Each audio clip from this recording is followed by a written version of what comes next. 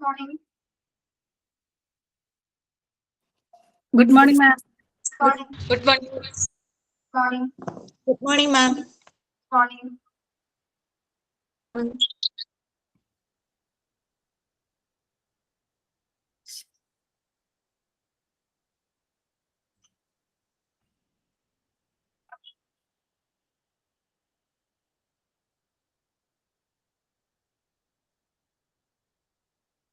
Morning.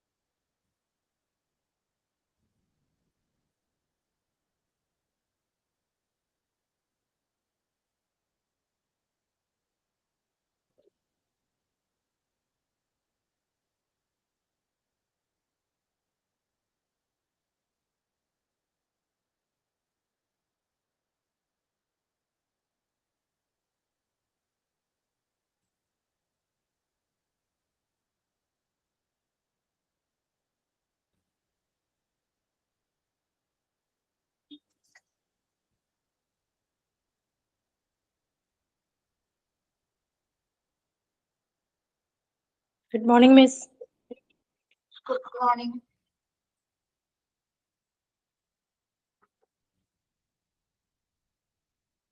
Good morning, Miss. Good morning.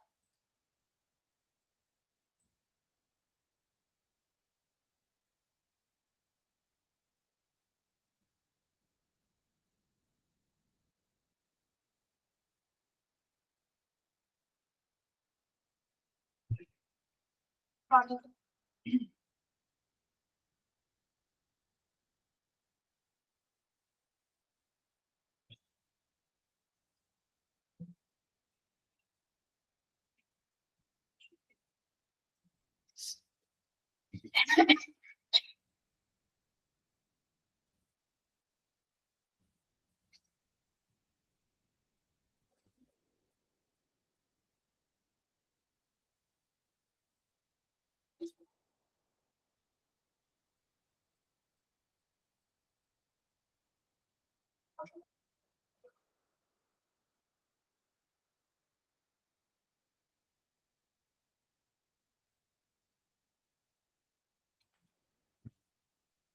Breakfast കഴിഞ്ഞല്ലോ അവരുടെ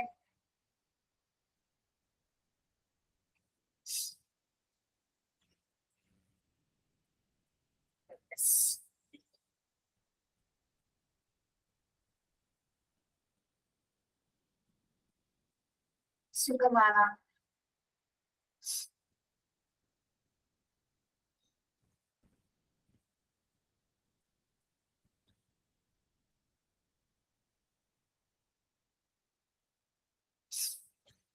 Christmas ഒക്കെ എവിടെ വരെയാ നിങ്ങളെ? തണുപ്പുണ്ടോ? ഭയങ്കര തണുപ്പാ ഇവിടെയൊക്കെ.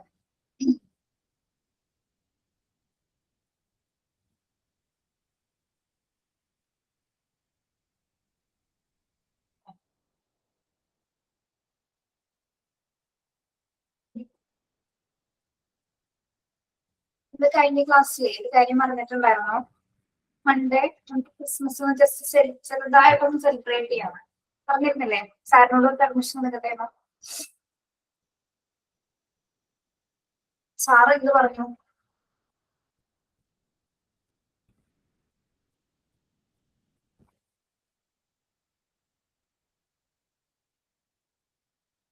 സാറ് വേണ്ടാന്ന് പറഞ്ഞല്ലോ. എന്ത് ചെയ്യും? Morning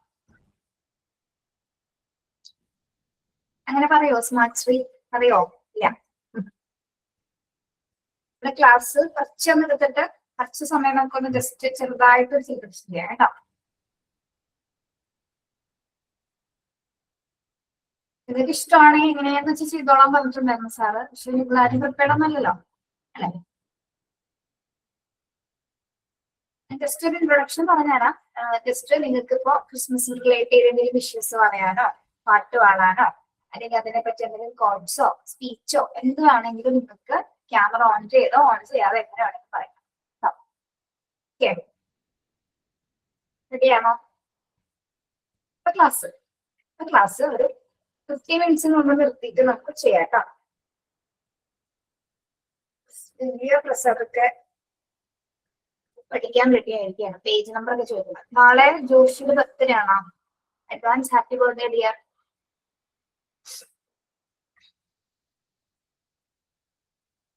page number 7.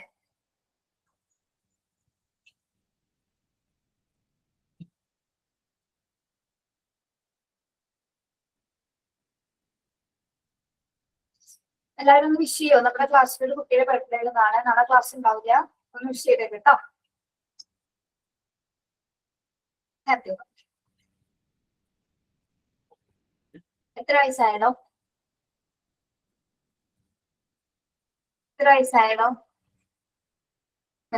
പറയില്ല. വെറുതെ വെച്ചാൽ പറയണ്ട. 29. ഓക്കെ.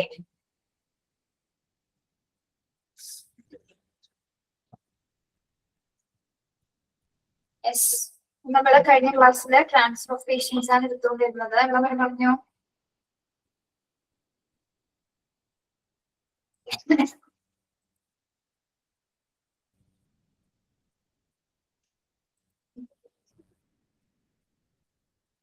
വിത്തിൻ ദ ഫെസിലിറ്റി രണ്ടുപേരുടെയും വ്യക്തിയാണ്. ആരുടെയാണ്? ഫുൾ പോയിന്റ്സും പറഞ്ഞല്ലോ. രണ്ടുപേരിൽ നമ്മൾ ആരാടോ? രണ്ടുപേരുടെയും ബർത്ത്ഡേ എന്ന് പറഞ്ഞാൽ ആരുടെയാ? ട്വിൻസ് ആണ്. ഓക്കെ. രണ്ടുപേർക്കും കേട്ടോ. ട്രാൻസ്ഫർ വിത്തിൻ്റെ ഫെസിലിറ്റി കംപ്ലീറ്റ് ചെയ്തു പറഞ്ഞല്ലേ. ഇനി നമ്മൾ പറയുന്നത് എന്താണ്? എക്യുപ്മെന്റ്സുകളാണ്. ഒരു minute.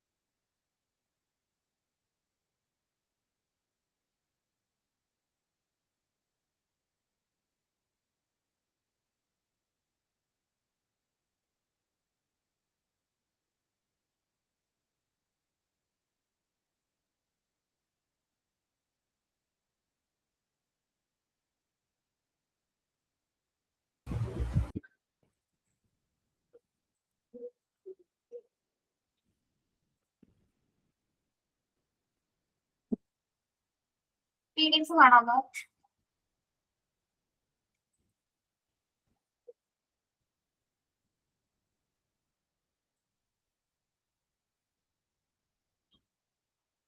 Yes, equipment necessary for the transfer of a patients. എന്തൊക്കെയാണ് എക്യുപ്മെന്റ്സ് ആണ് പേഷ്യൻസിനെ ട്രാൻസ്ഫർ ചെയ്യുന്ന സമയത്ത് നെസസറി ആയിട്ട് വേണ്ടത് ഏതൊക്കെയാണ്?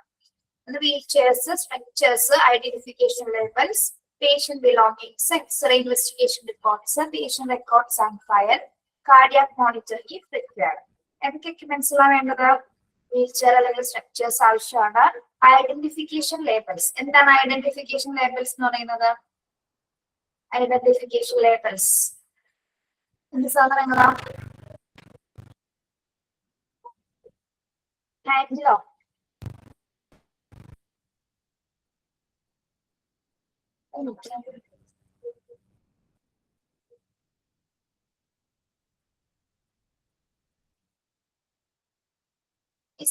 ഇസാൻ എന്താ കമന്റ് വിളിക്കുന്നത്? മനസ്സിലായില്ല.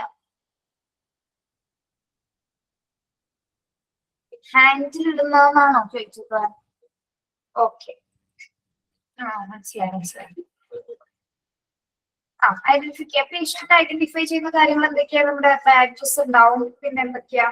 നെയിം ഒക്കെ അറിയാനായിട്ട് ബാഡ്ജ് ഉണ്ടാവും. ചിലപ്പോൾ ID കാർഡ് ആയിരിക്കും. അല്ലെങ്കിൽ പിന്നെ എങ്ങനെയായിരിക്കും? പിൻ ചെയ്ത കാർഡുകൾ ഉണ്ടാവും അല്ലെ? അവരുടെ ഡ്രസ്സിൽ പിൻ ചെയ്തിട്ടുണ്ടായിരിക്കും. അല്ലെങ്കിൽ പേഷ്യൻസിന്റെ ഡീറ്റെയിൽസും കാര്യങ്ങളും, അതായത് ഏത് ഡിപ്പാർട്ട്മെന്റ് ആണ്, ഡോക്ടേഴ്സ് നെയിം ഉണ്ടാവും, ഹോസ്പിറ്റൽ നെയിം, MRD നമ്പേഴ്സ് എല്ലാം ഉണ്ടായിരിക്കും അല്ലെ? Okay. Date of admission numbers അങ്ങനെയുള്ള കാര്യങ്ങളൊക്കെ അതിലുണ്ടായിരിക്കും. പിന്നെ പേഷ്യന്റിന്റെ ബിലോങ്ങിങ്സ്, പേഷ്യൻസിന് ആവശ്യമായിട്ടുള്ള സാധനങ്ങള്, X rays, investigation reports, patient records and files, cardiac monitorings. ഇത്രയും എക്യുപ്മെന്റ്സുകളാണ്. കാർഡിയാക് മോണിറ്ററിംഗ് എന്ന് പറയുമ്പോൾ എന്തൊക്കെ എക്യുപ്മെന്റ്സ് ആണെന്ന് അറിയാലോ. കാർഡിയാക് മോണിറ്ററിംഗിന് ഉപയോഗിക്കുന്ന എക്യുപ്മെന്റ്സ് ഏതൊക്കെയാണ്?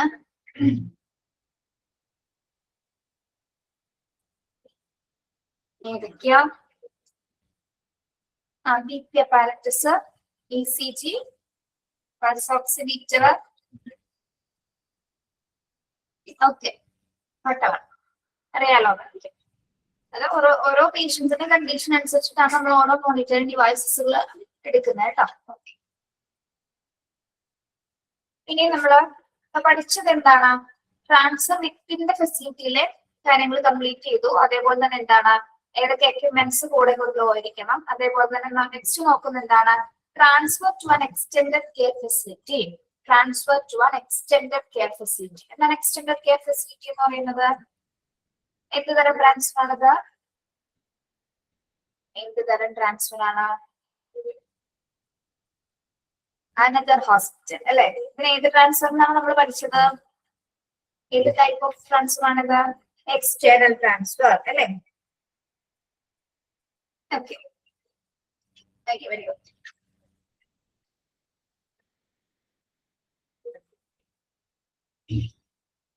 Make sure that patient's physician has written the transfer order on his chart and has completed the special transfer form എന്നാണ്. ട്രാൻസ്ഫർ ഫോം മാത്രം ഇവിടെ ഫ്രം എടുക്കുന്ന ഫോം മാത്രം.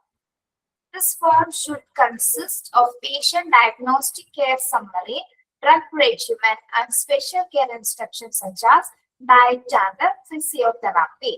Okay. അപ്പൊ നമ്മുടെ പേഷ്യൻസിനെ അനദർ ഫെസിലിറ്റിയിലേക്ക്, മറ്റൊരു ഹോസ്പിറ്റലിലേക്ക് ട്രാൻസ്ഫർ ചെയ്തതിന് മുമ്പായിട്ട് തന്നെ നിർബന്ധമായിട്ട് നമ്മൾ എന്ത് വേണം? എല്ലാ ഫെസിലിറ്റീസും മാറ്റുന്നത് പോലെ തന്നെ ഇവിടെയും എന്ത് വേണം? റിട്ടേൺ ഓർഡർ വേണം അല്ലെ? ഫിസിഷ്യന്റെ റിട്ടേൺ ഓർഡർ നിർബന്ധമായിട്ടും വേണം. മാത്രമല്ല ഒരു ട്രാൻസ്ഫർ ഫോം ഉണ്ട് അല്ലെ? ഒരു ട്രാൻസ്ഫർ ഫോം അതും കൂടി നമ്മൾ കംപ്ലീറ്റ് ചെയ്തിട്ടായിരിക്കണം പേഷ്യൻസിനെ കൊണ്ടുപോകേണ്ടത്. ഈ ഒരു ഫോമിൽ എന്തൊക്കെ കാര്യങ്ങൾ ട്രാൻസ്ഫർ ചെയ്യുന്ന സമയത്ത് ആ ഫോമിൽ എന്തൊക്കെ കാര്യങ്ങൾ ഉൾപ്പെടുത്തിയിട്ടുണ്ടായിരിക്കും? This form should consist of the patient diagnostic care summary. പേഷ്യൻസിന്റെ ഡയഗ്നോസ്റ്റിക് കെയർ സമ്മറീസ് കംപ്ലീറ്റ് രേഖപ്പെടുത്തിയിട്ടുണ്ടായിരിക്കും. പിന്നെ എന്താണ് ഡ്രഗ് റെജിമെൻ? ഡ്രഗ് റെജിമെൻ എന്ന് പറഞ്ഞാൽ എന്താ? ഡ്രഗ് റെജിമെൻ എന്തൊക്കെ മെഡിക്കേഷൻസ് ആണ് ആ പേഷ്യൻസിന് കൊടുത്തിരിക്കുന്നത് അതിന്റെ ഡീറ്റെയിൽസ് കംപ്ലീറ്റ് ഉണ്ടായിരിക്കും. Then special care instructions. Special care instruction എന്ന് പറയുന്നത് എന്തൊക്കെയാണ്? പ്രത്യേകമായിട്ടുള്ള നിർദ്ദേശങ്ങള്, ഡയറ്റോ ഫിസിയോതെറാപ്പിയോ ഒക്കെ ആവശ്യമുണ്ടെങ്കിൽ അതുമായി ബന്ധപ്പെട്ടിട്ടുള്ള എല്ലാത്തരം ഇൻസ്ട്രക്ഷൻസും ആ ട്രാൻസ്ഫർ ഫോംസിൽ രേഖപ്പെടുത്തിയിട്ടുണ്ടായിരിക്കും. ഓക്കെ, അപ്പൊ പേഷ്യന്റിനെ നമ്മൾ അനദർ കെയർ ഫെസിലിറ്റിയിലേക്ക് മാറ്റുന്നതിന് മുൻപായിട്ട് തന്നെ എന്താണ്, ഫിസിഷ്യന്റെ റിട്ടേൺ ഓർഡർ നിർബന്ധമായിട്ട് വാങ്ങിച്ചിരിക്കണം. അതോടൊപ്പം തന്നെ എന്താണ്, ഒരു ട്രാൻസ്ഫർ ഫോം ഉണ്ടായിരിക്കും. ട്രാൻസ്ഫർ ഫോമിൽ എന്തൊക്കെയാണ് നമ്മൾ ഉൾപ്പെടുത്തിയിരിക്കുന്നത്? പേഷ്യൻസിന്റെ ഡയഗ്നോസ്റ്റിക് കെയർ സമ്മറി ഉണ്ടായിരിക്കും. അതില് എന്തൊക്കെ വരുന്നുണ്ട്? പിന്നെ ഡ്രഗ് ട്രീറ്റ്മെന്റ്, എന്തൊക്കെ മെഡിക്കേഷൻസ് കൊടുത്തിട്ടുണ്ട്, പിന്നെ സ്പെഷ്യൽ കെയർ ഇൻസ്ട്രക്ഷൻസ്, ഡയറ്റ് ഒക്കെ ഫോളോ ചെയ്യുന്നവരാണെങ്കിൽ അതുമായി ബന്ധപ്പെട്ട ഇൻസ്ട്രക്ഷൻസ്, ദെൻ മറ്റ് ഫിസിക്കൽ ആയിട്ട് ഫിസിയോതെറാപ്പി റിലേറ്റഡ് ആയിട്ടുള്ള എക്സസൈസും കാര്യങ്ങളൊക്കെ ഉണ്ടെങ്കിൽ അതെല്ലാം തന്നെ ആ ഒരു ഫോമിൽ രേഖപ്പെടുത്തിയിട്ടുണ്ടായിരിക്കും. ഓക്കെ, ഫസ്റ്റ് പോയിന്റ് ഒന്നുകൂടി വായിച്ചു നോക്കിയേ.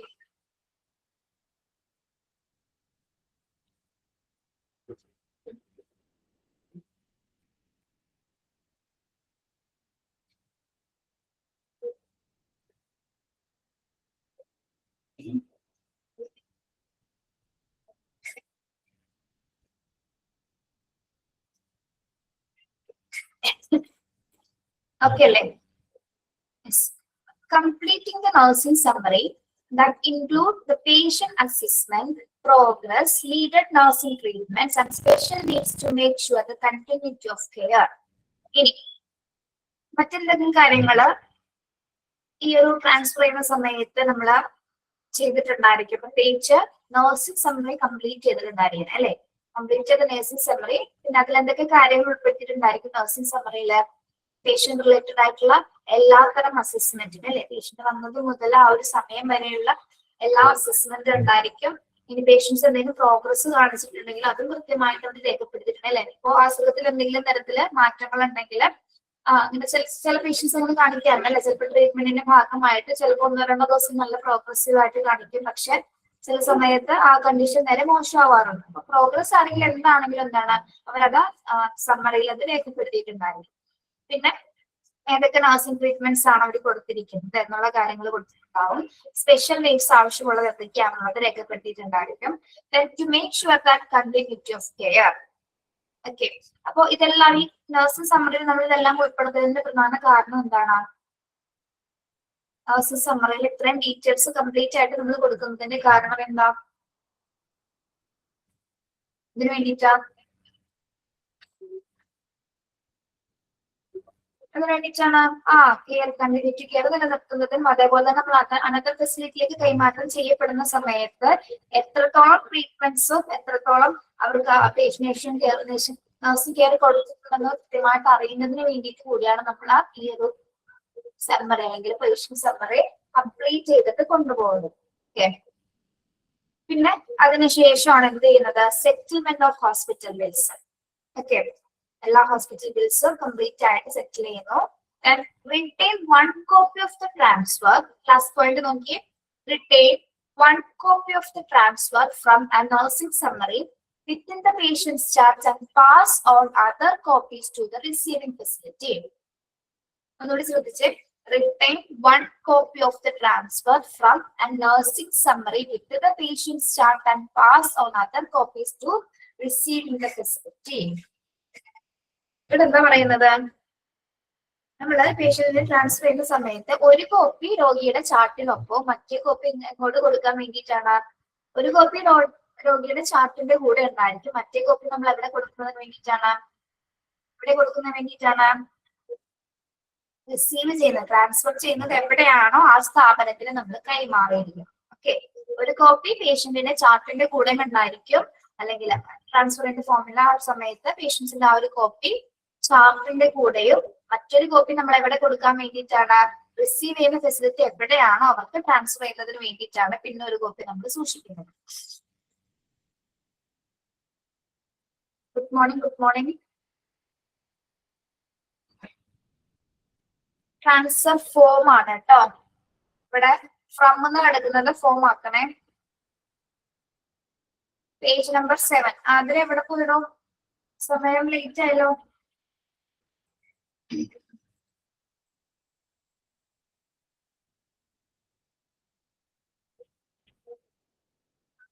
ഉണ്ടോ? ഇവിടെ ട്രാൻസ്ഫർ ഫോം എന്ന് പകരം ഫ്രം ആണ് കിടക്കുന്നേ. Okay, clear. നോക്കൂ, എക്സ്റ്റൻഡ് കെയർ ഫെസിലിറ്റിയിലേക്ക് കൊണ്ടുപോകുന്നതിന് മുൻപായിട്ട് നിർബന്ധമായിട്ട് ഫിസിഷ്യന്റെ റിട്ടേൺ ഓർഡർ ഉണ്ടായിരിക്കണം. റിട്ടേൺ ഓർഡറും അതോടൊപ്പം തന്നെ ട്രാൻസ്ഫർ ഫോം ഉണ്ടായിരിക്കണം. ട്രാൻസ്ഫർ ഫോമിൽ പേഷ്യൻസിന്റെ diagnostic care summary, medications regiments, special care instructions, diet and physiotherapy പോലുള്ള ഇൻസ്ട്രക്ഷൻസ് ഒക്കെ രേഖപ്പെടുത്തിയിട്ടുണ്ടായിരിക്കും. പിന്നെ നഴ്സിംഗ് സമ്മറി കംപ്ലീറ്റ് ചെയ്തിട്ടുണ്ടായിരിക്കും. അതായത് പേഷ്യൻസിന്റെ കംപ്ലീറ്റ് അസസ്മെന്റും പ്രോഗ്രസും ഏതൊക്കെ ട്രീറ്റ്മെന്റ്സ് ആണ് കൊടുത്തിരിക്കുന്നത്, സ്പെഷ്യൽ നീഡ്സ് എന്തൊക്കെയാണെന്നുള്ള കാര്യങ്ങൾ കംപ്ലീറ്റ് ചെയ്തിട്ടായിരിക്കുള്ള നഴ്സിംഗ് സമ്മറി കൊടുത്തുവിടുന്നത്. ദെൻ ഹോസ്പിറ്റൽ ബിൽസ് കംപ്ലീറ്റ് ആയിട്ട് നമ്മൾ സെറ്റിൽ ചെയ്യുന്നു. പിന്നെന്താണ്? ട്രാൻസ്ഫർ ചെയ്യുന്ന സമയത്ത് ഒരു കോപ്പി പേഷ്യൻസിന്റെ ചാർട്ട്സിന്റെ കൂടെയും ട്രാൻസ്ഫർ ഫോമിന്റെ മറ്റൊരു കോപ്പി നമ്മൾ റിസീവ് ചെയ്യുന്ന ഫെസിലിറ്റി എവിടെയാണോ അവിടെ കൊടുക്കുന്നതിന് വേണ്ടിയിട്ട് മറ്റൊരു കോപ്പി കൂടി നമ്മുടെ കയ്യിൽ ഉണ്ടായിരിക്കും. ഓക്കെ, മനസ്സിലായോ? Transfer to an extended care facility. Clear?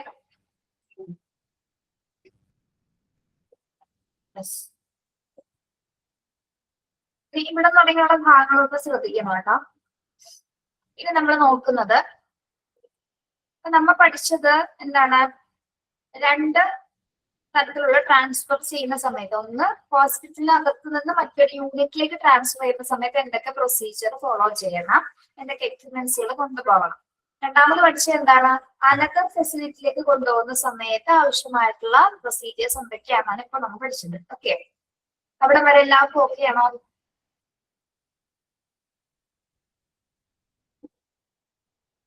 ഇനി നോക്കുന്നത് key elements for transfer of critically ill patient.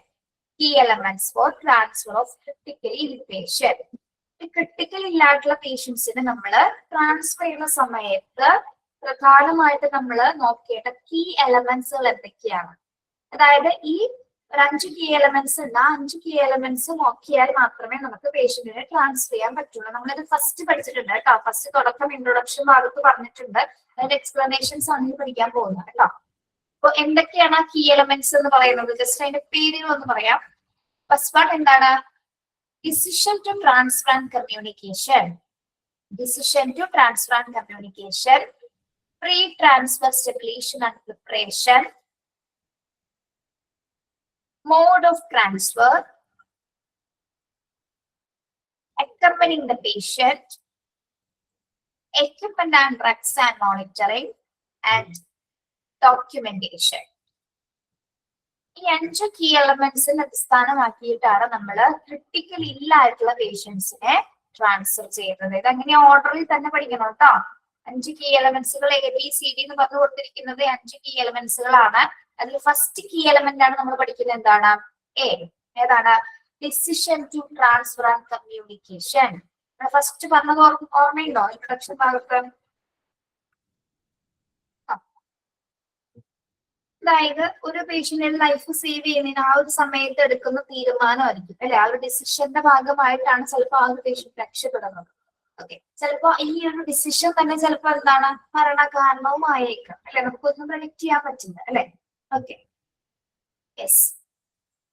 എന്നിരുന്നാൽ പോലും എന്താണ് ഭൂരിഭാഗം നമ്മൾ നോക്കുകയാണെങ്കിൽ ഈ ഒരു സമയത്ത് എടുക്കുന്ന ഒരു ക്രിട്ടിക്കൽ സിറ്റുവേഷൻസിൽ എടുക്കുന്ന പല തീരുമാനങ്ങളും പലതും സക്സസ് ആവാറുണ്ട്. മെഡിക്കൽ കണ്ടീഷൻ ആയതുകൊണ്ട് നമുക്കറിയാം അല്ലെ, ഈ മിറാക്കിൾസ് സംഭവിക്കുന്നതാണ് അല്ലെ. അത്ഭുതങ്ങൾ എപ്പോൾ വേണമെങ്കിലും സംഭവിക്കാം. അതേപോലെ തന്നെ അത്ഭുതം സംഭവിക്കാതെ ഇരിക്കാം. ഒരിക്കലും പ്രഡിക്റ്റഡ് ആയിട്ടുള്ള ഒരു സിറ്റുവേഷൻ അല്ല ഹെൽത്ത് കെയർ സെറ്റിംഗ്സിലുള്ളത്. യെസ്, ഫസ്റ്റ് വൺ എന്താണ്? The decision to shift the patient is important. Vulnerability of exposure of the patient and the staff to extra risk or extra expense for the relatives and the hospital. Okay, ഇവിടെ പറയുന്നത് എന്താണ്? The decision to shift the patient is important. Vulnerability എന്ന് പറഞ്ഞാൽ എന്താണ്? Vulnerability എന്ന് പറയുന്നത് എന്ത് തരം സിറ്റുവേഷൻ ആണത്? അപകട സാധ്യത. കേട്ടിട്ടുണ്ടോ? അപകട സാധ്യത. യെസ്, അറിയാം. പ്രത്യേകിച്ച് ക്രിട്ടിക്കൽ ഇല്ലായിട്ടുള്ള പേഷ്യൻസിനെ കൊണ്ടുപോകുന്ന സമയത്ത് വളരെ റിസ്ക് കൂടുതലാണ് അല്ലെ. പ്രത്യേകിച്ച് സ്റ്റാഫിനാണെങ്കിലും അതേപോലെ തന്നെ എന്താണ് റിലേറ്റീവ്സിനാണെങ്കിലും എന്താണ് എക്സ്ട്രാ റിസ്കുകളാണ്. പ്രത്യേകിച്ച് സ്റ്റാഫിനെ സംബന്ധിച്ച് ആ പേഷ്യന്റിനെ ട്രാൻസ്ഫർ ചെയ്യുന്ന സമയത്ത് സ്വീകരിക്കേണ്ട പ്രൊസീജിയേഴ്സ് കൈകാര്യം ചെയ്യുന്നതിൽ എന്തെങ്കിലും പിഴവുകൾ പറ്റാൻ പാടില്ല. വളരെ കെയർഫുൾ ആയിട്ട് വേണം ഹാൻഡിൽ ചെയ്യേണ്ടത്. അത് സ്റ്റാഫിന് വരുന്ന റിസ്കുകളാണ്. അതോടൊപ്പം തന്നെ വരുന്ന മറ്റു റിസ്ക് ആണ് എന്ത്? റിലേറ്റീവ്സിനെ സംബന്ധിച്ചിടത്തോളം മറ്റു ഫെസിലിറ്റിയിലേക്ക് നമുക്ക് കൊണ്ടുപോകണമെങ്കിൽ എന്ത് വേണം നമ്മുടെ കയ്യില്? എക്സ്പെൻസ് ആണ് അല്ലെ. കാശ് ഒരുപാട് ആവശ്യമാണ് അല്ലെ. അല്ലെങ്കിൽ പ്രത്യേകിച്ച് പ്രൈവറ്റ് ഹോസ്പിറ്റലൊക്കെ കൊണ്ടുപോകുമെങ്കിൽ അത്യാവശ്യം ലക്ഷക്കണക്കിനോളം പൈസ നമ്മുടെ കയ്യിൽ ആവശ്യമായിട്ട് വരും. Okay, yes. അപ്പൊ അതൊക്കെ പഠിച്ചിട്ടാണ് പല ആൾക്കാരും ചിലപ്പോൾ കൊണ്ടുപോകാതിരിക്കുന്നത്. പക്ഷെ എന്നിരുന്നാൽ പോലും എന്താണ് ജീവൻ രക്ഷിക്കുന്നതിന് വേണ്ടി പല ആൾക്കാരും പല ഹോസ്പിറ്റലിലേക്ക് മാറ്റാറുണ്ട് അല്ലെ. ഓക്കെ, എന്തൊക്കെ പണയം വെച്ചിട്ടാണെങ്കിലും എന്തൊക്കെ നഷ്ടപ്പെടുത്തിയിട്ടാണെങ്കിലും നമ്മൾ ആളുടെ ജീവൻ രക്ഷിക്കാറുണ്ട്. യെസ്. അപ്പോ ഇവിടെ ഈ ഒരു സമയത്ത് ഡിസിഷൻ എടുക്കുന്നത് എത്ര റിസ്ക് ആണെങ്കിൽ കൂടി എന്താണ് നമ്മൾ ആ ഡിസിഷൻ എടുത്തേ മതിയാവും അല്ലെ. ആളെ മാറ്റണം എന്നുള്ള ഡിസിഷൻ എടുത്തേ മതിയാവും. അപ്പൊ മെയിൻ ആയിട്ട് അവിടെ ഒരു ഡിസിഷൻ തീരുമാനം അറിയിക്കുന്നത് ഒരു സീനിയർ കൺസൾട്ടന്റ് ആയിരിക്കും. അതായത് the decision to transfer the patient is decided by a senior consultant level doctor by way of discussion with the patient's relatives about the benefits and risk involved. ഇവിടെ decision എടുക്കുന്നത് ആരാണ്? ഒരു senior consultant level doctor ആണ്. ആ ഒരു point ഒന്ന് underline ചെയ്തേ. Underline ചെയ്യാട്ടോ. ടെക്സ്റ്റ് ഉള്ളവരെ അണ്ടർലൈൻ ചെയ്തേ.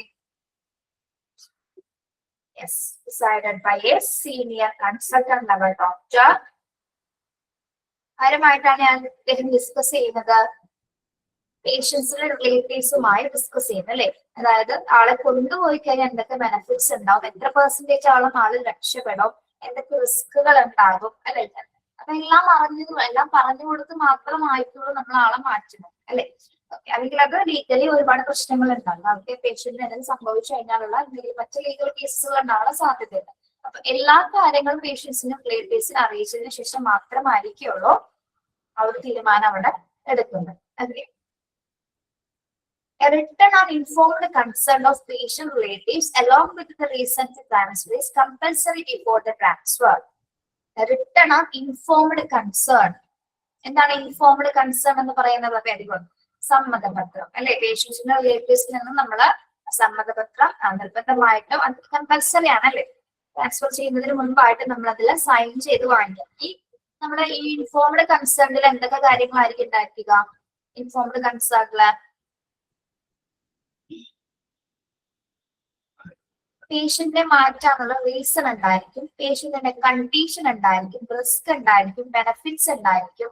ഇൻ കേസ് ഇനി എന്താണ് എന്തെങ്കിലും തരത്തിൽ പേഷ്യൻസിന് അത് മറ്റ് ചിലപ്പോൾ ഹോസ്പിറ്റലിൽ സ്വീകരിക്കേണ്ട കുറച്ച് നടപടിക്രമങ്ങളുണ്ട്. അത് ആ ഒരു സമയത്ത് ആവശ്യം വന്നു കഴിഞ്ഞാൽ അവർ സ്വീകരിക്കാമെന്ന് നമുക്ക് വാക്കാലും ചില സമയങ്ങളിൽ അത് സന്ദർഭങ്ങൾ അനുസരിച്ചിട്ടാണ് കേട്ടോ.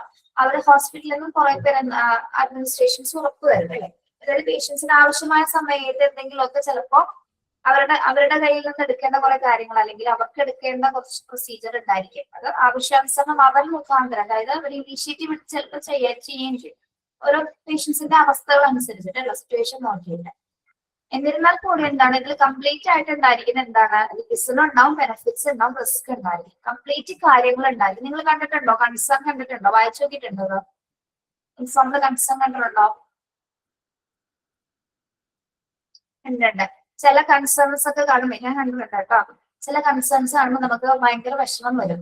അതായത് ശരിക്കും പറഞ്ഞ ഒരാള് മരിക്കുന്നതിന് മുമ്പുള്ള ഒരു ലെറ്റർ പോലെയൊക്കെ ശരിക്കും നമുക്ക് തോന്നും. കാരണം അതിൽ കംപ്ലീറ്റ് കാര്യങ്ങൾ കൊടുത്തിട്ടുണ്ടാവില്ല. നമുക്ക് വായിക്കുമ്പോൾ ഭയങ്കരമായിട്ട് സങ്കടമാവും. അതായത് അത് അങ്ങനെയാണ് അവരവസ്ഥ, അത് ഓരോ സിറ്റുവേഷൻ അനുസരിച്ചിട്ടായിരിക്കും. ഞാൻ വായിച്ച രണ്ട് കാര്യങ്ങളിലും ബുദ്ധിമുട്ടും ശരിക്കും മനസ്സിലാക്കിയിട്ടുണ്ട്. ഒന്ന്, എൻ്റെ ഒരു കസിന്റെ കാല് മുറിക്കേണ്ട സിറ്റുവേഷൻ വന്നു. ആള് മരിച്ചുപോയി.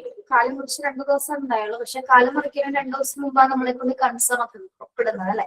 ആ സമയത്ത് അതിൽ എഴുതിയിരിക്കുന്ന കാര്യങ്ങൾ വായിച്ചു കഴിഞ്ഞാല് ഒരാളുടെ ലൈഫിൽ ആ ശരീരത്തിൽ നടക്കുന്ന പ്രക്രിയകളെ കുറിച്ച് ആലോചിക്കുമ്പോൾ നമുക്ക് ഭയങ്കര വിഷമം തോന്നും.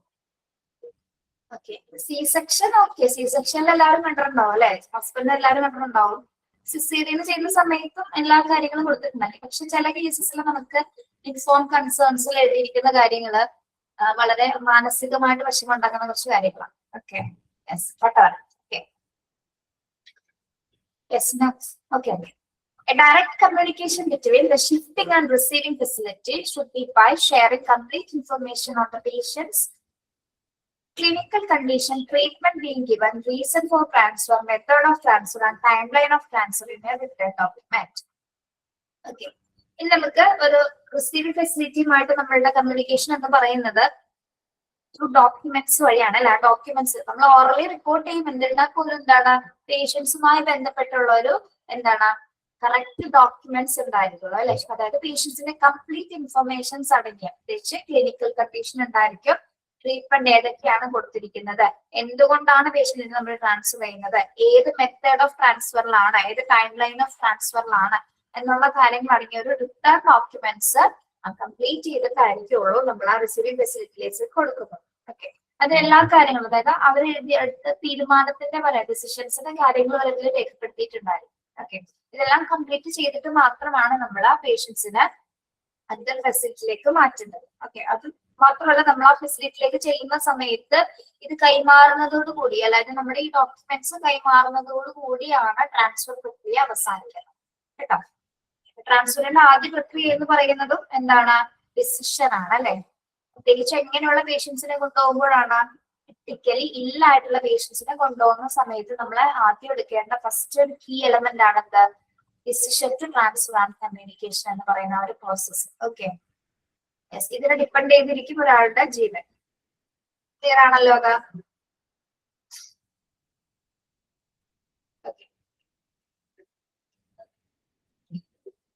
ഇവിടെ നമുക്ക് പ്രധാനമായിട്ട് വരുന്ന ചോദ്യം എന്ന് പറയുന്നത് ഈ ഡിസിഷൻ എടുക്കുന്നത് ആരാണെന്നുള്ളതാണ് കേട്ടോ. ഏത് ലെവൽ ഓഫ് ഡോക്ടറാണ്? Senior consultant level of doctor ആയിരിക്കുള്ളൂ ഡിസിഷൻ എടുക്കുന്നത്. ആ പോയിന്റ് മാത്രം അണ്ടർലൈൻ ചെയ്യാം കേട്ടോ. ബാക്കി നിങ്ങൾക്ക് ക്വസ്റ്റ്യൻ കണ്ടാലും മനസ്സിലാവും. ഓക്കെ, ഒന്ന് വായിച്ചു നോക്കാമോ അത് ഫുൾ ആയിട്ടൊന്ന്?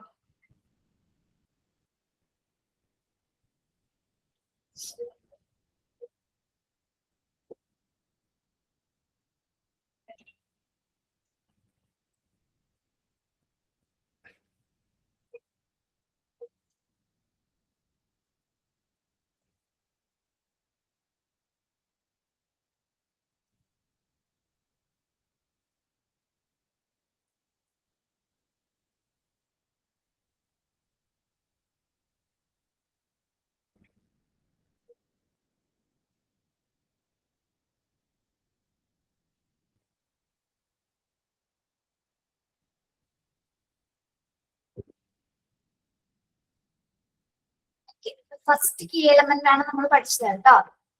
ഈ നെക്സ്റ്റ് കീ എലമെന്റ് ഏതാണ്? പ്രീ ട്രാൻസ്ഫർ സ്റ്റെബിലൈസേഷൻ ആണ് പ്രിപ്പറേഷൻ. നമ്മളെ പേഷ്യന്റിനെ കൊണ്ടുപോകാൻ തീരുമാനം എടുത്തു. നെക്സ്റ്റ് എന്ത് ചെയ്യണം? നമ്മളെ പേഷ്യന്റിനെ സ്റ്റേബിൾ ആക്കണം, പ്രിപ്പയർഡ് ആക്കണം അല്ലെ? യെസ്, പ്രീ ട്രാൻസ്ഫറിന് തൊട്ട് മുമ്പ് ചെയ്യേണ്ട കുറച്ച് കാര്യങ്ങളുണ്ട്. പേഷ്യന്റിനെ നമ്മൾ സ്റ്റേബിൾ ആക്കി മാത്രമേ കൊണ്ടുപോകാൻ പറ്റുള്ളൂ അല്ലെ? അപ്പൊ അതിൽ എന്തൊക്കെ കാര്യങ്ങളാണ് ചെയ്യേണ്ടത്? ഈ ട്രാൻസ്ഫർ വേളയിലാണ് നമ്മള്, അല്ലെങ്കിൽ പ്രിപ്പയർ ചെയ്യുന്ന വേളയിലാണ് പേഷ്യന്റിന്റെ ABCD നോക്കുന്നത്. ABCD എന്ന് പറഞ്ഞാൽ എന്താണ്? A airway, B breathing, C blood circulations and D എന്താണ്? ഡിസബിലിറ്റി അല്ലെങ്കിൽ ആളുടെ മെന്റൽ സ്റ്റാറ്റസ്. ഇതെല്ലാം നോക്കിയിട്ടാണ് നമ്മള് പേഷ്യന്റിനെ നമ്മള് ട്രാൻസ്ഫർ ചെയ്യുന്നത്. ഓക്കെ, നോക്കാം. A proper and clear preparation and equilibrium of the patient should be done prior to transfer to prevent any hostile events or deterioration or worsening of the patient's clinical condition. The patient should be properly revived and balanced to the maximum extent possible without wasting undue time. In the course of the preparation, patients A, B, C, and D, airway, breathing, circulation, disability should be examined, and any connected curable problem should be rectified. The context in the use of pre-transfer checklist is helpful. Okay. നമ്മളെ പേഷ്യന്റിനെ proper ആയിട്ട് എന്ത് ചെയ്യണം? Prepared ആക്കണമെങ്കിൽ, പ്രത്യേകിച്ച് നമുക്കറിയാലേ ഈ critical ഇല്ലായിട്ടുള്ള പേഷ്യൻസിനെ കൊണ്ടുപോകുന്ന സമയത്ത് രോഗിയുടെ നില എപ്പോ വേണമെങ്കിലും എന്താവാം? വഷളാവാനുള്ള സാധ്യതയുണ്ട് അല്ലെ? ഹോസ്റ്റൽ ഇവന്റ്സ് ഉദ്ദേശിക്കുന്നത് എന്താണ്? അല്ലെങ്കിൽ ലിറ്ററേഷൻ വേഴ്സറിംഗ് എന്ന് പറയുന്നത് എന്താണ്? ക്ലിനിക്കൽ കണ്ടീഷൻസിൽ എന്തെങ്കിലും തരത്തില് അല്ലെങ്കിൽ അവളുടെ അവസ്ഥ ക്രിട്ടിക്കൽ ആവാനോ അല്ലെങ്കിൽ വഷളാവാനായിട്ടുള്ള സാധ്യതയുണ്ട്. അതിനാൽ തന്നെ നമ്മൾ എന്ത് ചെയ്യണം? പ്രോപ്പർ ആയിട്ട് തന്നെ പേഷ്യന്റിനെ നമ്മൾ ഒബ്സർവ് ചെയ്തിട്ട് വേണം, അല്ലെങ്കിൽ ആളെ എല്ലാ കാര്യങ്ങളും, അതായത് നമ്മൾ ഒട്ടും സമയം പാഴാക്കാതെ തന്നെ എന്ത് ചെയ്തിരിക്കണം? രോഗിയുടെ നില വഷളാവാതെ തന്നെ പ്രോപ്പർ ആയിട്ട് ആളെ നമ്മൾ സ്റ്റേബിൾ ആക്കിയിരിക്കണം. അവിടെ ഒട്ടും തന്നെ സമയം കളയാനായിട്ടുള്ള ആ ഒരു സിറ്റുവേഷൻ അല്ല നമ്മൾ നോക്കേണ്ടത്, ആളെ സ്റ്റേബിൾ ആക്കുക എന്നുള്ളതാണ്. അപ്പൊ അതിൽ ആദ്യം നമ്മൾ ചെക്ക് ചെയ്യേണ്ടത് എന്താണ്? എയർവേ. അവരുടെ എയർവേ ഓക്കെ ആക്കണം. അതായത് എന്തെങ്കിലും ബ്രീത്തിങ് ഡിഫിക്കൽട്ടീസോ എന്തെങ്കിലും ബുദ്ധിമുട്ടുകൾ ഉണ്ടെങ്കിൽ അതെല്ലാം ഓക്കെ ആക്കിയിട്ട് മാത്രമേ നമ്മൾ പേഷ്യന്റിനെ കൊണ്ടുപോകുള്ളൂ. ഓക്കെ, ഓക്കെ മീൻസ് സ്റ്റേബിൾ ആക്കുക.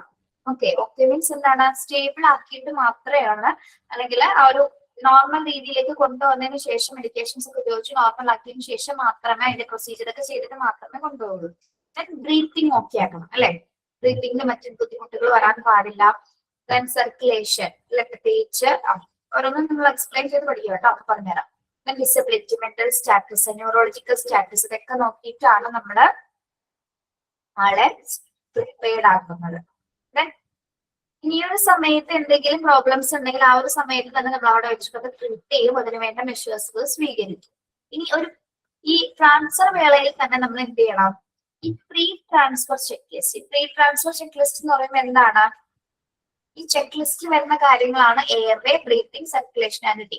ഇത് കൃത്യമായിട്ട് നമ്മൾ യൂസ് ചെയ്തിട്ടായിരിക്കണം കൊണ്ടുപോകേണ്ടത്. അതായത് എയർവേയും ബ്രീത്തിങ്ങും സർക്കുലേഷൻസും നോർമൽ ആക്കി സ്റ്റേബിൾ ആക്കിയിട്ട് മാത്രമായിരുന്നു നമ്മൾ കൊണ്ടുപോകേണ്ടത്. അപ്പോൾ കൃത്യമായിട്ട് നമ്മൾ ഈ ചെക്ക് ലിസ്റ്റിലുള്ള കാര്യങ്ങൾ ഒബ്സർവ് ചെയ്തിട്ടായിരിക്കണം പേഷ്യന്റിനെ അനന്തര ഫെസിലിറ്റിയിലേക്ക് മാറ്റേണ്ടത്. ഓക്കെ, മാറ്റുന്നതിന് മുൻപായിട്ട് ആള് പ്രിപ്പയർഡ് ആക്കുക. പ്രീ ട്രാൻസ്ഫർ സ്റ്റെബിലൈസേഷൻ പ്രിപ്പറേഷനിൽ പ്രധാനമായിട്ടും നമ്മൾ ഈ ഒരു സിറ്റുവേഷൻ എന്തിനു വേണ്ടിയിട്ടാണ് ഈ പ്രൊസീജിയർ ചെയ്യുന്നത്? നമുക്കറിയാം, ക്രിട്ടിക്കലി ഇല്ലായിട്ടുള്ള പേഷ്യൻസിന്റെ കണ്ടീഷൻ എപ്പോ വേണമെങ്കിലും മാറാം എന്നത് കൊണ്ട് തന്നെ അവരെ കൃത്യമായിട്ട് ഒബ്സർവ് ചെയ്തിട്ട് അവരുടെ ഈ ഒരു 4 കോഴ്സ് ഓഫ് പ്രിപ്പറേഷൻ, എയർവേയും ബ്രീത്തിങ്ങും സർക്കുലേഷൻസും ഡിസബിലിറ്റീസ് ഒക്കെ ഓക്കെ ആക്കി മാത്രമേ ആയിരിക്കും നമ്മുടെ പേഷ്യന്റിനെ കൊണ്ടുപോകുന്നത്. ഓക്കെ, അതിൽ ആദ്യം പഠിക്കുന്ന എന്താണ്? നമ്മള് ടീച്ചർ ഇൻട്രൊഡക്ഷൻ കാര്യം പറഞ്ഞത് മനസ്സിലായോ? Airway.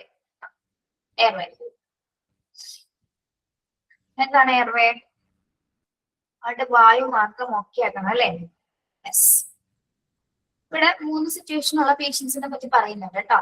The patients with possibility of airway compromise in the course of transfer should be electively intubated with an endotracheal tube, ETT, with a cuff which should be fixed properly after verifying its exact position. Some patients need a properly placed nasogastric tube in order to prevent aspiration of gastric contents during transfer. The cervical spine stabilization may be needed in some trauma patients. Okay, ഇവിടെ 3 situations ഉള്ള പേഷ്യൻസിനെ പറയുന്നുണ്ട്. First പറയുന്നത് എന്താണ്?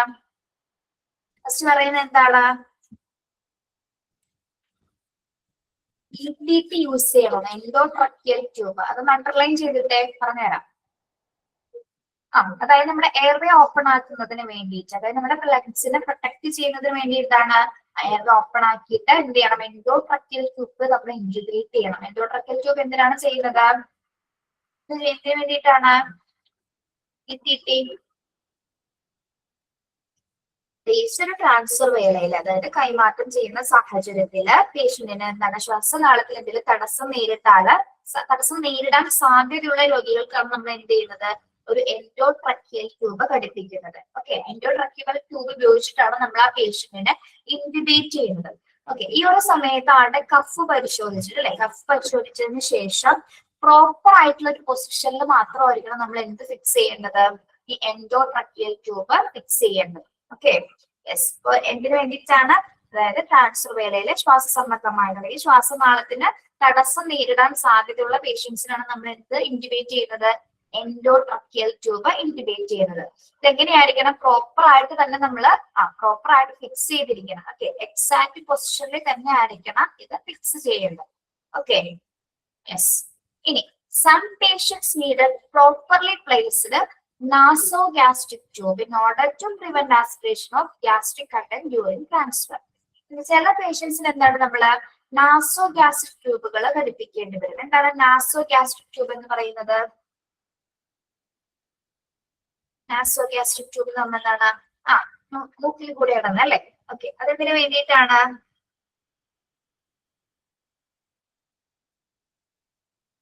ഇതിനു വേണ്ടിയിട്ടാണ്. അത് പറയുന്നുണ്ടല്ലോ, കാര്യം എന്താണ് അവിടെ?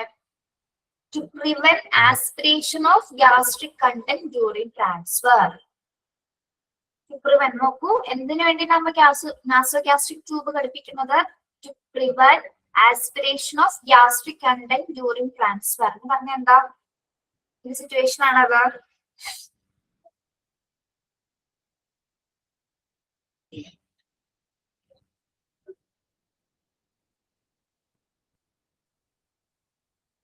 സിറ്റുവേഷൻ വരുമ്പോഴാണ് എന്താണ് ഗ്യാസ്ട്രിക് കണ്ടൻസ് ഉദ്ദേശിക്കുന്നത്?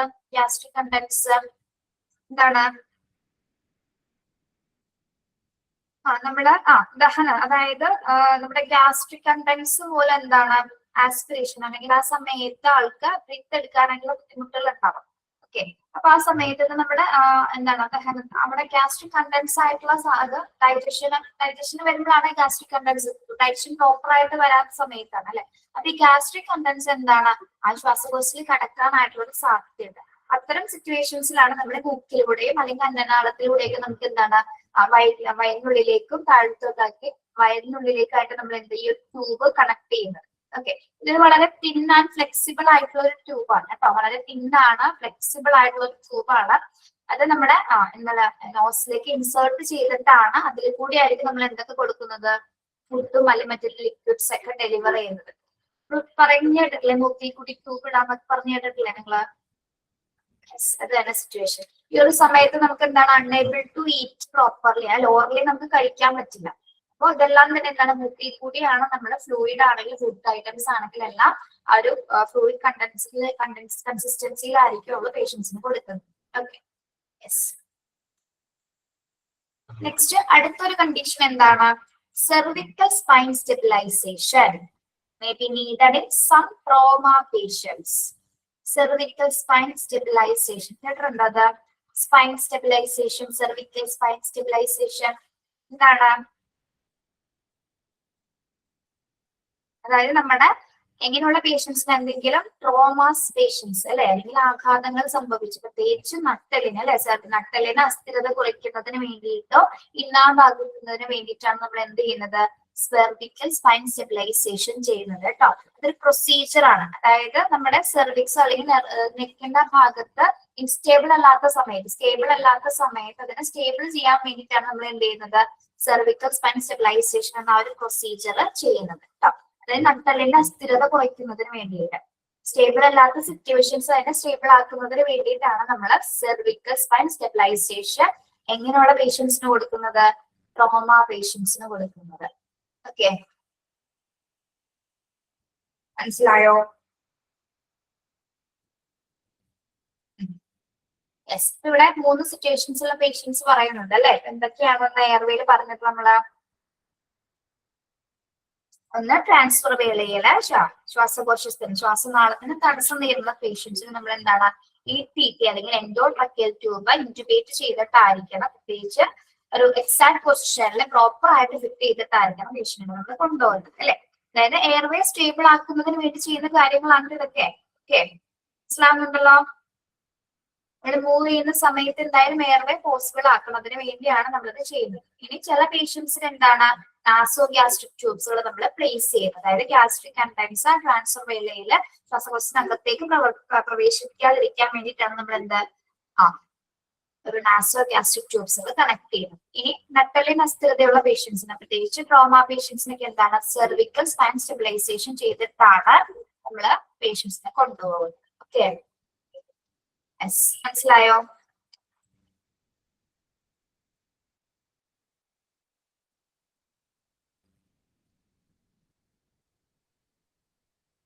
ഗ്യാസ്ട്രിക് കണ്ടൻസുകളില്ലേ, അത് ശ്വാസകോശത്തിനകത്തേക്ക് പോവാതിരിക്കാൻ വേണ്ടിയിട്ടാണ് നമ്മൾ നാസോ ഗ്യാസ്ട്രിക് ട്യൂബുകൾ ഇടുന്നത് കേട്ടോ. സംശയം വരരുത്. ക്ലിയർ ആണോ airway?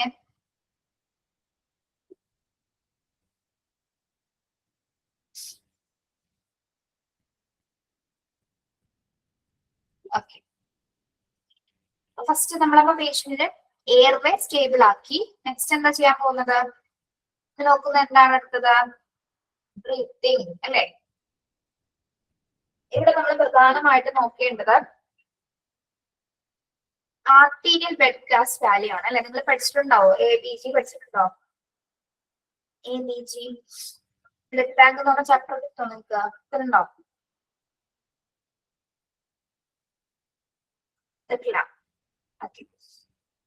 Yes, the ventilation should be sufficiently regulated with optimization of arterial bed gas values. In the suspected pneumothorax, chest frame should be installed before transfer, especially before air transfer. ഇവിടെ നമ്മള് പ്രത്യേകിച്ച് പേഷ്യന്റിന്റെ ഈ ഒരു സമയത്ത് arterial bed gas values അല്ലെങ്കിൽ അവരുടെ ventilation proper ആയിട്ട് regulate ചെയ്തിട്ടുണ്ട്. എന്താണ് ആർട്ടീരിയൽ ബെഡ് ഗ്യാസ് വാല്യൂ എന്ന് പറയുന്നത്? ABG വാല്യൂ എന്ന് പറയുന്നത് എന്താണ്? പഠിച്ചിട്ടുണ്ടോ എവിടെയെങ്കിലും? ABG അതായത് നമ്മുടെ രക്തത്തിലെ കാർബൺ ഡൈ ഓക്സൈഡിന്റെയും ഓക്സിജന്റെയും മെഷർമെന്റ്സ് ആണ് ഇവിടെ നോക്കുന്നത്. പഠിച്ചിട്ടുണ്ടോ? എവിടെയെങ്കിലും പഠിച്ചിട്ടുണ്ടോ നിങ്ങള്? +2 സയൻസ് ആണെങ്കിൽ അറിയാൻ പറ്റുമോ? പഠിച്ചിട്ടുണ്ടോ?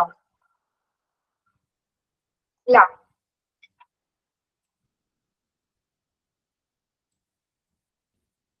പഠിച്ചിട്ടുണ്ട്. ഒന്ന് പറയാമോ ABG ഗ്യാസ് വാല്യൂ എന്താണെന്ന് അറിയാമോ? ശരിക്കും പറഞ്ഞാൽ നമ്മുടെ രക്തധമനികളിലെ ഒരു പരിശോധനയാണ് ABG വാല്യൂസ് നോക്കുന്നത്. അതായത് രക്തത്തിൽ ഓക്സിജന്റെയും കാർബൺ ഡൈ ഓക്സൈഡിന്റെയും ഇതിന്റെ അളവ് എത്രത്തോളം ഉണ്ടെന്ന് അറിയാൻ വേണ്ടിയിട്ടാണ് നമ്മൾ ഈ ഒരു ടെസ്റ്റ് ചെയ്യപ്പെടുന്നത്.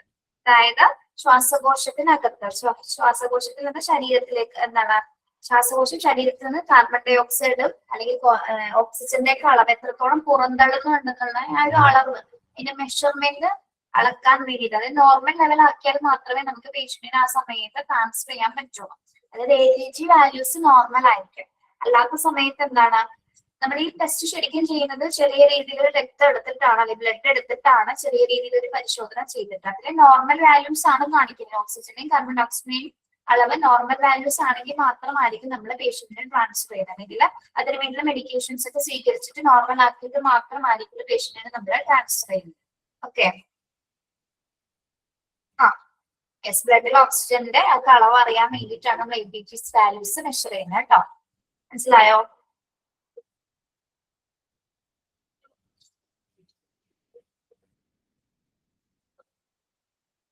നമ്മുടെ രക്തത്തിന് pH അല്ലെങ്കിൽ ആസിഡ് ബേസ് വാല്യൂസ് ഉണ്ട്, അതൊക്കെ മെഷർ ചെയ്യാണ്. pH ലെവലാണ് നോക്കുന്നത്. ഓക്കെ, നിങ്ങൾ ഡീറ്റെയിൽ ആയിട്ട് പഠിക്കാനില്ല കേട്ടോ, അതുകൊണ്ടാണ് അത് എക്സ്പ്ലെയിൻ ചെയ്ത് പറയാത്തത്. നിങ്ങൾക്ക് അതുമായി റിലേറ്റഡ് ക്വസ്റ്റ്യൻസ് ഒന്നും വരില്ല. Okay, yes. ഇനി അടുത്ത സിറ്റുവേഷൻ ആണ് ന്യൂമോതൊറാക്സ് അല്ലെ.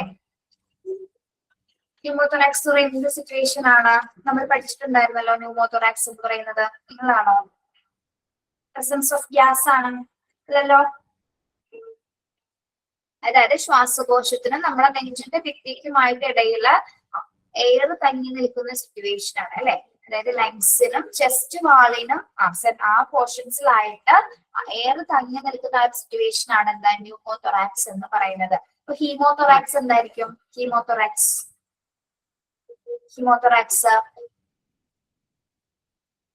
ഇവിടെ എയർ ആണ്. ഹീമോതൊറാക്സ് എന്ന് പറയുമ്പോൾ എന്ത് പുറത്തേക്ക് നിൽക്കുന്ന സിറ്റുവേഷൻ ആയിരിക്കും? ബ്ലഡ് ആണ് കേട്ടോ. Yes, very good. ഓക്കെ, അപ്പൊ ഈ ന്യൂമോതൊറാക്സ് ഉള്ള പേഷ്യൻസിനാണെങ്കിൽ നമ്മള് അവരെ ട്രാൻസ്ഫർ ചെയ്യുന്ന സമയത്ത് ചെസ്റ്റ് ഡ്രെയിൻ സ്ഥാപിച്ചിട്ടായിരിക്കണം കൊണ്ടുപോകേണ്ടത്. What is chest drain? എന്താണ് ചെസ്റ്റ് ഡ്രെയിൻ എന്ന് പറയുന്നത്? കേട്ടിട്ടുണ്ടോ? അതൊരു സർജിക്കൽ ആയിട്ടുള്ള ഒരു ഡ്രെയിൻ ആണ്. അതായത് നമ്മുടെ ഈ പ്ലൂറൽ സ്പേസസിൽ എയർ തങ്ങി നിൽക്കുന്ന സമയത്ത് ആ എയറിനെ നമുക്ക് റിമൂവ് ചെയ്യാൻ വേണ്ടിയിട്ടാണ് നമ്മൾ ചെസ്റ്റ് ഡ്രെയിൻസുകൾ സ്ഥാപിക്കുന്നത്. ഓക്കെ, അതായത് ചെസ്റ്റ് വാളിൽ നിന്ന് ആ എയറില്ല തങ്ങി നിൽക്കുന്ന എയറിനെ നമുക്ക് റെഡ്യൂസ് ചെയ്യാൻ, അതിനെ റിമൂവ് ചെയ്യാൻ വേണ്ടിയിട്ട് എന്ത് ചെയ്യും? ചെസ്റ്റ് ഡ്രെയിൻ സ്ഥാപിക്കുന്ന പ്രൊസീജിയർ ആണ്. ഓക്കെ, അത് ആ ചെസ്റ്റ് ഡ്രെയിൻ ഉപയോഗിച്ചുകൊണ്ട് നമ്മൾ ആ എയർ മാറ്റി കഴിഞ്ഞാൽ മാത്രമേ പേഷ്യൻസിന് എന്താണ് ചെയ്യാൻ പറ്റുള്ളൂ, നോർമൽ ആയിട്ട് ബ്രീത്ത് ചെയ്യാനായിട്ട് സാധിക്കുള്ളൂ. ഓക്കെ, അപ്പോ ലങ്സിൽ നിന്ന് ഇത് റിമൂവ് ചെയ്താൽ മാത്രമേ ലങ്സിന്റെ പ്രവർത്തനങ്ങൾ നോർമൽ രീതിയിൽ മാറുള്ളൂ. അപ്പൊ അതിന് വേണ്ടിയിട്ടാണ് നമ്മൾ ഏത് സിറ്റുവേഷൻസിൽ ഈ ന്യൂമോതൊറാക്സ് പോലുള്ള സിറ്റുവേഷൻസിൽ ചെസ്റ്റ് ഡ്രെയിൻ സ്ഥാപിച്ചുകൊണ്ട് എയറിനെ അതിൽ നിന്ന് റിമൂവ് ചെയ്യും. ഓക്കെ, മനസ്സിലായോ?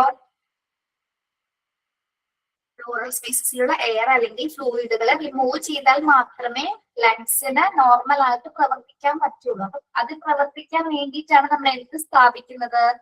ചെസ്റ്റ് ഡ്രെയിൻസുകൾ സ്ഥാപിക്കുന്നത്. ഏത് സിറ്റുവേഷൻസില്?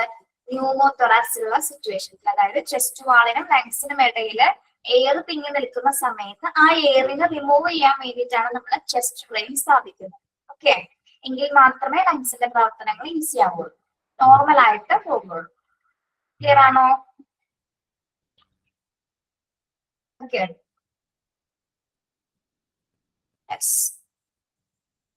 എല്ലാവർക്കും മനസ്സിലായോ ഒരേപോലെ?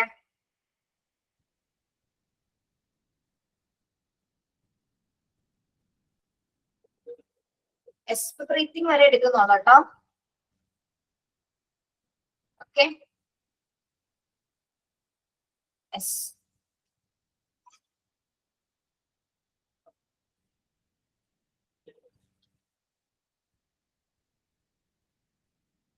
ഓക്കെ, എല്ലാവരും റെഡിയാണോ? യെസ്. അപ്പോ നമ്മളിന്ന് ചെറിയ രീതിയിലൊന്ന് ക്രിസ്മസ് സെലിബ്രേറ്റ് ചെയ്യണം അല്ലെ. ആദ്യമായിട്ടാണ് ഓൺലൈനിൽ ഒരു ആഘോഷം? ആദ്യമായിട്ടാണ്. ഓക്കെ, എന്താണ് നിങ്ങൾക്ക് ബിസിനസിനെ കുറിച്ച് പറയാനുള്ളത്? അപ്പൊ ആദ്യമായിട്ടൊന്ന് ഞാൻ ജസ്റ്റ് നിങ്ങളെ സ്വാഗതം ചെയ്യട്ടെ. അപ്പൊ HA22 എന്ന സൂപ്പർ ബാച്ച് അങ്ങനെ പറയാം കേട്ടോ. നല്ല ബാച്ചാണ്, നല്ല ക്ലാസ്സാണ് നിങ്ങളുടെ. നമുക്ക് ക്ലാസ്സിൽ കയറാൻ ഇഷ്ടം തോന്നുന്ന ഒരു ക്ലാസ്സാണ് കേട്ടോ. അപ്പൊ HA22 എല്ലാ സ്റ്റുഡൻസിനെയും, എല്ലാ ഹോസ്പിറ്റൽ അഡ്മിനിസ്ട്രേഷൻ സ്റ്റുഡൻസിനെയും നമ്മൾ ആ ക്രിസ്മസ് സെലിബ്രേഷൻസിലേക്ക് സ്വാഗതം ചെയ്യുന്നു. Okay, yes. അപ്പൊ ഓരോ വർഷം നമ്മളിങ്ങനെ ക്രിസ്മസ് ആഘോഷിക്കാറുണ്ട് അല്ലെ. ചിലർ ആഘോഷിക്കാതിരിക്കാറുണ്ട്. പക്ഷെ ആഘോഷങ്ങൾ എപ്പോഴും നമ്മൾ ആഘോഷിക്കുന്നതല്ലേ നല്ലത്. ഇതൊക്കെ ഒരു പ്രാവശ്യം ഉണ്ടാവുള്ളൂ, അടുത്ത വർഷം നമ്മൾ ചിലപ്പോൾ ഉണ്ടാവണമെന്നില്ല അല്ലെ. ഓക്കെ, അപ്പൊ ആ ഒരു നല്ല ദിവസം, ഒരുപാട് പ്രതീക്ഷകളും സ്വപ്നങ്ങളും അല്ലെങ്കിൽ ഒരുപാട് ആകാംക്ഷകളും നിറഞ്ഞൊരു ദിവസമാണ് ക്രിസ്മസ് എന്ന് പറയുന്നത്. ഓക്കെ, നമ്മളെ ഒരു ഡിസംബർ മാസം തുറന്നു കഴിഞ്ഞാൽ തന്നെ നമുക്ക് എന്താണ് ആ ഒരു ക്രിസ്മസ് ആണ് നമുക്ക് ഏറ്റവും, അല്ലെങ്കിൽ ഒരു ന്യൂ ഇയറിലേക്കുള്ള ഒരു പ്രതീക്ഷയാണ് നമ്മുടെ ഈ ഒരു മാസം ഉള്ളത്. പ്രത്യേകിച്ച് ഒരു വളരെ തണുത്ത് വന്നൊരു മാസം എന്നൊക്കെ വേണമെങ്കിൽ പറയാം. ഓക്കെ, അപ്പൊ ഇനി ഒരു വർഷം നമുക്ക് ഈ വർഷം അനുഭവിച്ച മറ്റു കാര്യങ്ങളൊക്കെ മാറി നല്ലൊരു വർഷം വരുമെന്നുള്ള ഒരു പ്രതീക്ഷയുടെ കൂടിയാണ് നമ്മൾ ഇതൊക്കെ ആഘോഷിക്കുന്നത് അല്ലെ. അപ്പോ എന്റെ എല്ലാ സ്റ്റുഡൻസിനും ഹൃദയം നിറഞ്ഞ ക്രിസ്മസ് ആശംസകളും പുതുവത്സാശംസകളും നേടുകയാണ്. നിങ്ങൾക്ക് എന്തെങ്കിലും പാട്ടോ വിഷസോ പറയാനുണ്ടെങ്കിൽ പറയാം, മൈക്ക് ഓൺ ആണ് കേട്ടോ.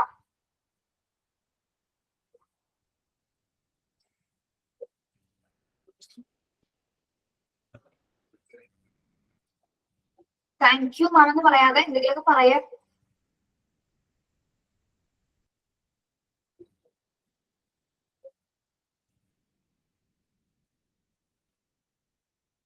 ശരി, ക്രിസ്മസ് സെലിബ്രേഷൻ വേണമെന്ന് പറഞ്ഞിട്ടാണ് സ്റ്റാർട്ട് ചെയ്തത്. അപ്പൊ വേണ്ട, ഉണ്ടെന്നില്ല. പറയണോ? Happy birthday to you. Lakshmi എന്തെങ്കിലും പറയുന്നുണ്ടോ? ആ,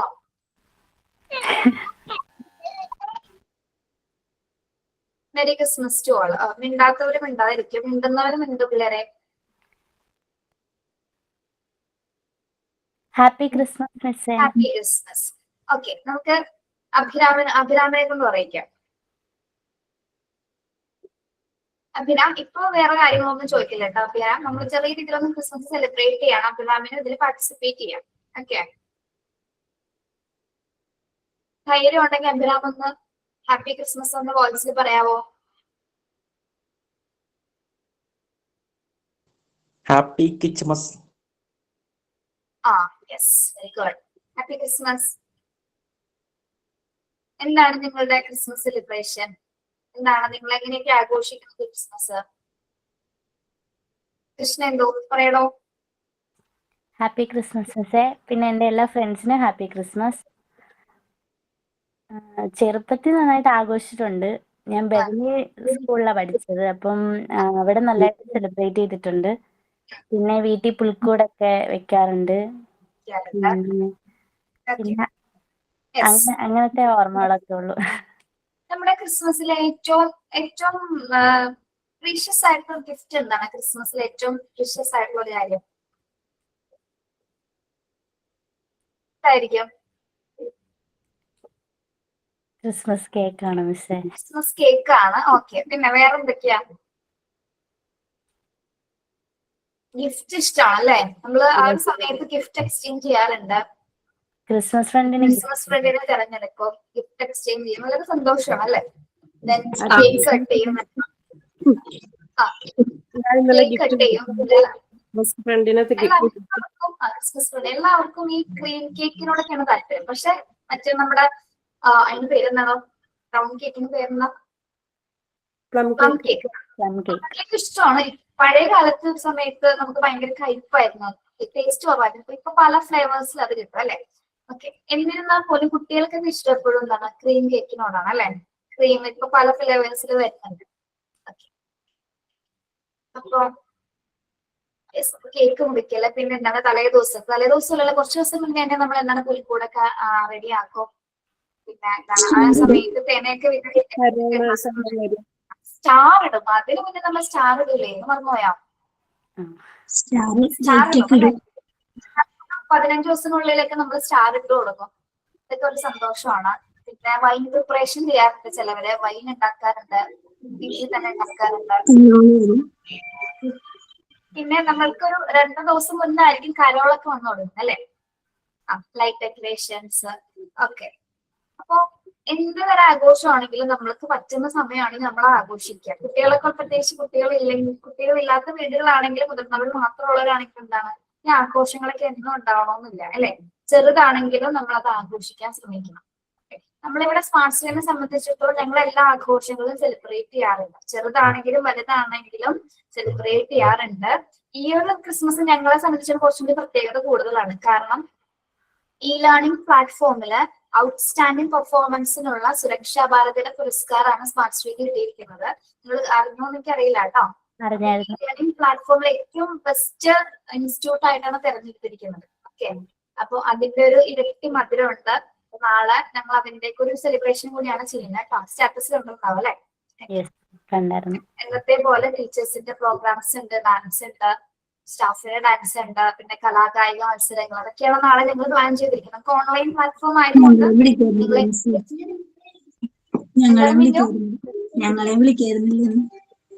നിങ്ങളെ വിളിക്കാന്നുള്ളത് എത്ര ബാച്ചസിന് നമ്മൾ വിളിക്കും. നിങ്ങളിപ്പോ 22ാമത്തെ ബാച്ചാണ് ഹോസ്പിറ്റൽ അഡ്മിനിസ്ട്രേഷന്റെ.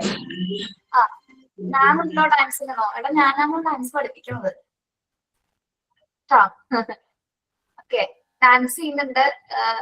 ടീച്ചറാണ് ഇവിടെ ആങ്കറിങ് ചെയ്യുന്നത്. 15 കോൺവെക്കേഷൻ കഴിഞ്ഞിട്ടുണ്ട്. 15 കോൺവെക്കേഷൻ ഞാൻ തന്നെയായിരുന്നു ആങ്കറിങ്. ഇതൊക്കെ നമ്മൾ പ്രതീക്ഷിക്കാതെ കിട്ടിയ സന്ദർഭങ്ങളാണ്. കാരണം ആങ്കറും ചെയ്തിരുന്ന കുട്ടി പെട്ടെന്ന് പോയതുകൊണ്ടാണോ എനിക്ക് കേരളത്തിൽ വന്നത്. അങ്ങനെ കയറി പോയത്. എല്ലാ കോൺവൊക്കേഷനും ടീച്ചർ തന്നെ ചെയ്യാറ്. ഇപ്പൊ ഒരു ആഘോഷത്തിനുള്ളിലാണ് എല്ലാവരും ടീച്ചേഴ്സുകളെ പ്രാക്ടീസ് ചെയ്ത് പഠിക്കുന്നത്. ഇതിപ്പോ 2 പീരീഡ് ഉള്ള ക്ലാസ് അത് കഴിഞ്ഞ് ഞങ്ങൾ സെലിബ്രേറ്റ് ചെയ്യാനുള്ള മൂഡിലാണ്. പിന്നെ അവിടെ പോയി ഡെക്കറേഷൻസ് ഒക്കെ ചെയ്യാനുണ്ട്. ഓക്കെ, ഇപ്പൊ വീഡിയോസ് ഒക്കെ നിങ്ങൾക്ക് ഇൻസ്റ്റാഗ്രാമിലൊക്കെ കാണാൻ പറ്റും. എല്ലാവരും കാണാം. അപ്പൊ ഫാമിലി ആയിട്ട് എല്ലാവരോടും നന്നായിട്ട് ആഘോഷിക്കണം. എന്തെങ്കിലും നിങ്ങളെ കൊണ്ട് പങ്കെടുപ്പിക്കാൻ വേണ്ടിയിട്ടാണ് സാർ എന്നോട് ചെയ്യാൻ പറഞ്ഞത്. നിങ്ങൾ ആരും ഇണ്ടാതിരിക്കുന്ന വെറുതെ വിശ്വസിച്ചിരുന്നില്ല. പാട്ട് പാടാൻ അറിയും, പാടിക്കോളും. നമ്മുടെ ക്ലാസ് ആണ്, ഒരു പ്രശ്നമില്ല.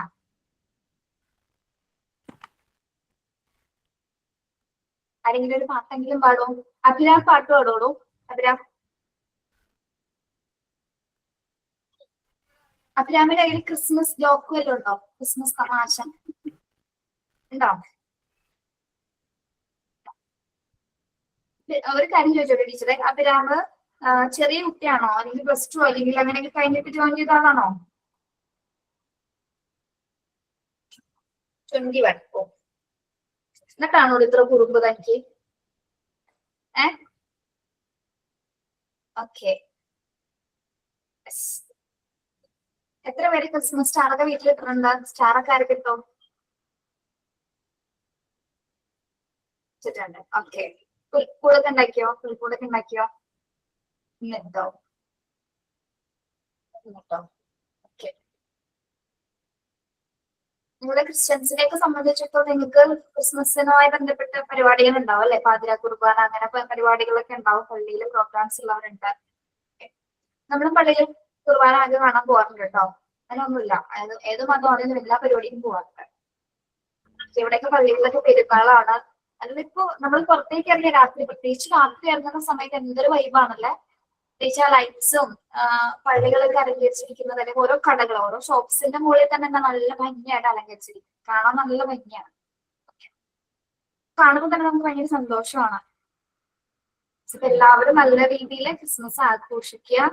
നല്ലൊരു പുതുവത്സരം വരാൻ പോവാണ്. 2026 നല്ല അനുഭവങ്ങൾ മാത്രം ഉണ്ടാവട്ടെ.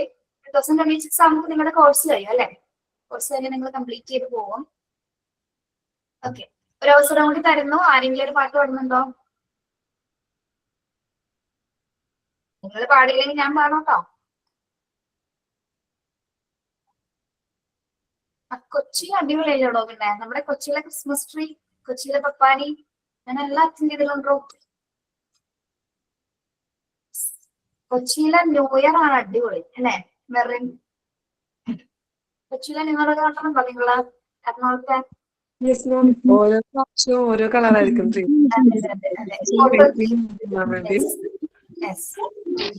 ഫ്രണ്ട്സ് ഉണ്ടോ? കൊച്ചിയില് അവിടേക്ക് ഒരുപാട് ഫ്രണ്ട്സ് ഉണ്ട്. തോപ്പുപടി ആ ഏരിയ അങ്ങനെ നമ്മൾ അതൊക്കെ സെലിബ്രേറ്റ് ചെയ്യാൻ ആ സമയത്തൊക്കെ വന്നിട്ടുണ്ട്.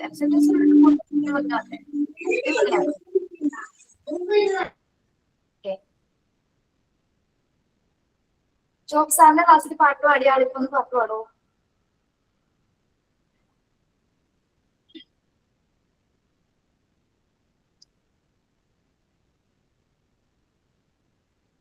ഇല്ല. ആരാണ് പാടി? ഹന്നയാണോ പാടിയതോ? യെസ്. ഹന്ന പാട്ട് പാടുമോ? ഇത്രയും ടീച്ചർ പറഞ്ഞില്ലേ അതുകൊണ്ട് പാട്ട് പാടുമോ? നമ്മുടെ ക്ലാസ്സിലെ കുറെ പേര് പാടാനൊക്കെ അറിയാം. പിന്നെ ഒരു ചമ്മല് ഓൺലൈനിൽ പാടിക്കഴിഞ്ഞാൽ എങ്ങനെയായി പോകും അങ്ങനെയൊക്കെ വിചാരിച്ച് ഇങ്ങനെ ബാക്ക്വേർഡ് ആയിട്ട് നിൽക്കുന്ന കുറെ പേരുണ്ട് കേട്ടോ. കുറെ പേരുണ്ട് അങ്ങനെ നിൽക്കാൻ. ധൈര്യമില്ല സത്യം പറഞ്ഞാൽ. ഹന്ന പാടിക്കോ ഫണ്ണായിട്ടുള്ള പാട്ട്. യെസ്. Ready, 1 2 3 start. പാടിക്കോളൂ. പാടട്ടെ? പാടിക്കോളൂ. ജസ്റ്റ് ഫണ്ണാണേ. കിളിമണികളെല്ലാം ഓടിക്കാം. കിളിമണികളെല്ലാം